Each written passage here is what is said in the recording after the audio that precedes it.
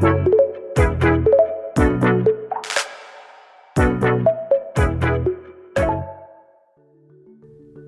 and welcome to the first episode of Inside Eugene. I'm your host, Marin Stewart. This podcast takes you behind the scenes of Eugene's Library, Recreation, and Cultural Services Department, sharing the stories, people, and programs that make our community vibrant and connected. Today, we're kicking things off with a spotlight on Talk Time, a program at the Eugene Public Library that supports people learning English by offering a space to practice conversation, make friends, and feel more connected. With the help of incredible multilingual volunteers, Talk Time is helping build a stronger and more inclusive Eugene. Joining me today is Phaedra Salcedo, a staff member at the Eugene Public Library, and Beth Schenderlein, one of our volunteers. Let's jump in.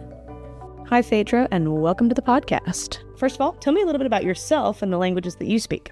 My first language is Spanish. I've been working for the Eugene Public Library for 18 years. I'm Peruvian American. I moved to Canada when I was 12 years old with my parents, and that's where I learned how to speak English.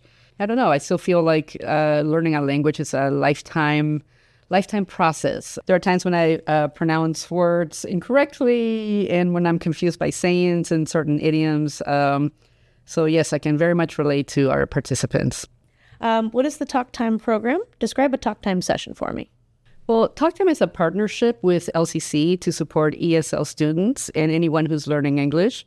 It takes place 3 times a week and offers one-on-one instruction, group tutoring, and conversation practice for ESL students and all the participants. It's a free program at our downtown location. And a typical Talk Time session begins by participants choosing a table. We usually break up into groups of 3, depending on skill level. We have beginners, intermediate, advanced speakers, and also offer homework help as needed.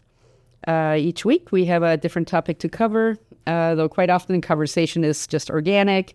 We simply enjoy getting to know each other. And our volunteers and tutors are really great at facilitating this in a friendly and easygoing way. And we also provide drinks and snacks for the participants and the families. Awesome. Sounds like a super fun program. Why was the Talk Time program created and when? Well, the Talk Time program was created, I think, in 2018, a couple of years before the pandemic. And it started very, very small. We had a librarian at the time that just felt there was a need for the community to have a place to converse in English when they were learning the language. At first, it was just a few people that would show up once a week. Then the pandemic hit, and we had to stop things. And now we're just definitely seeing more participants and having Talk Time 3 times a week. I think total we have about 21 people come in on a regular basis right now. And we hope to have more. We really enjoy doing it. Awesome. That's great. Tell me about a Talk Time success story or someone you've seen really thrive because of this program. One participant that comes to mind is a young lady from Guatemala. At first, she was super shy and quiet and just mainly listened to the other participants.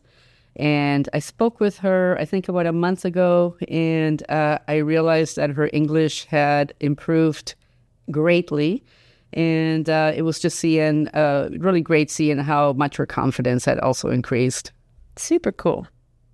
What are the biggest challenges Spanish speakers face, or speakers in general face, when learning conversational English, and how do you help participants overcome them? I would say aside from having a limited vocabulary at the start, some of the greatest challenges are complex grammar rules, particularly with verb tenses. I think also understanding slang, that can be difficult in almost any language you're learning.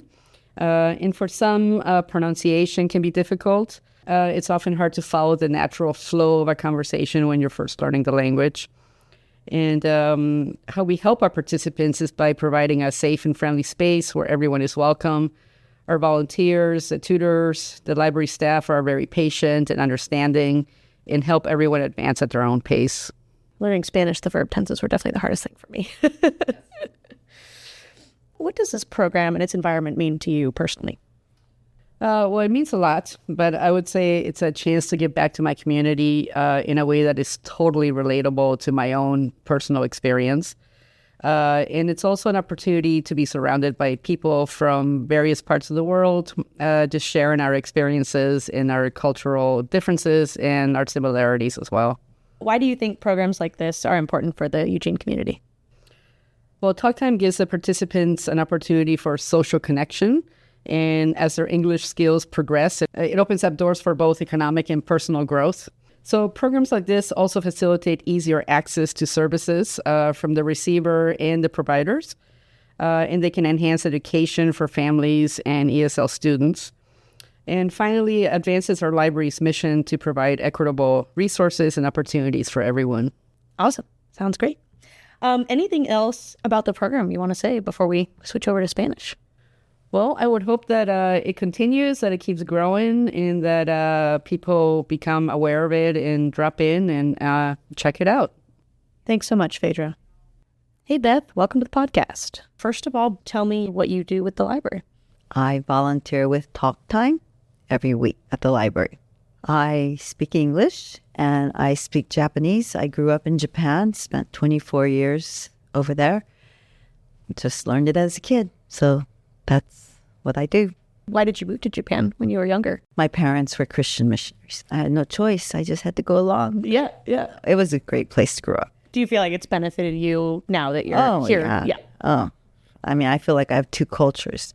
When I moved to the States at 28, I was a third culture kid. America, Japan, neither of them I belonged to.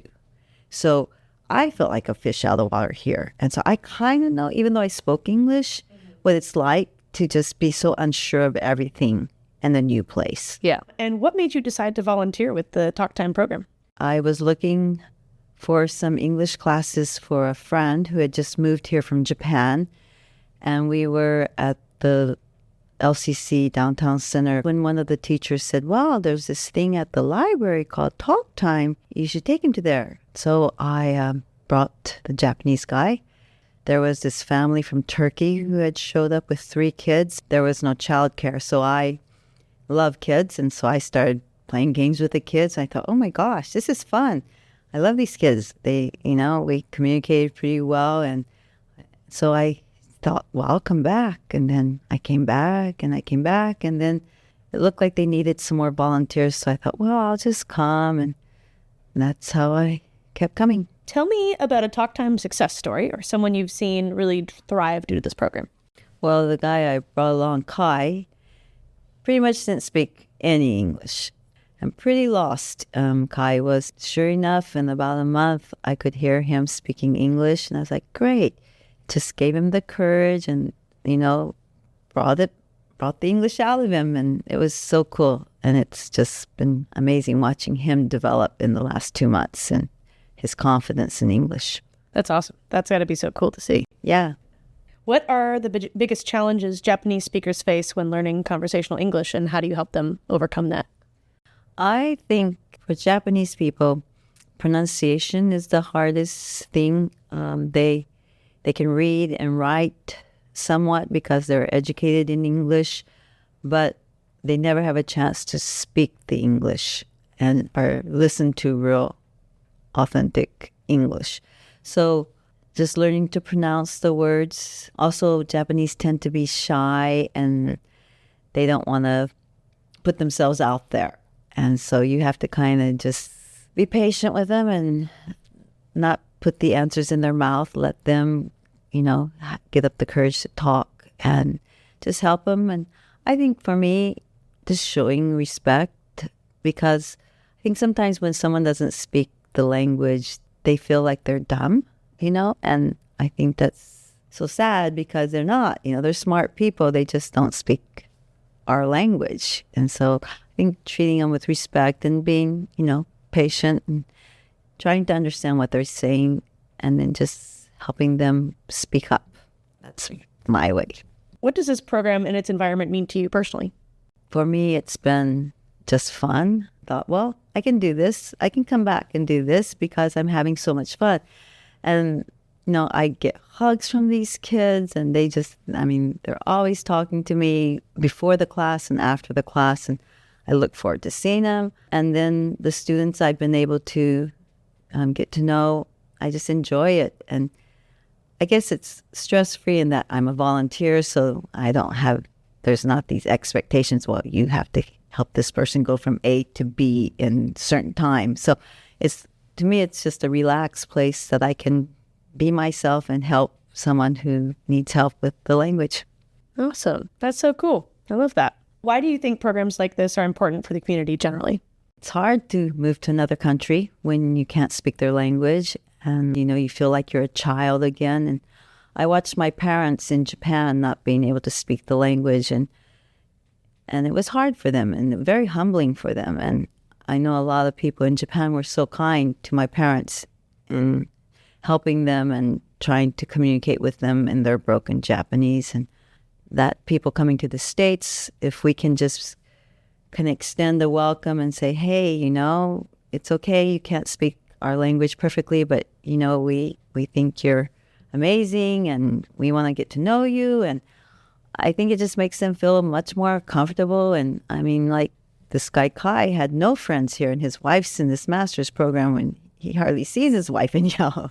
But now he's made friends through the program, and I just think it's amazing. And here at the library, it's so cool because like Kai now, he loves cooking, so now he's checking out cookbooks every week. And the location also, I think, is really cool that it's at the library. Opens a lot of opportunities for other learning, it being at the library too. Like you said, cookbooks, other kind of books like that.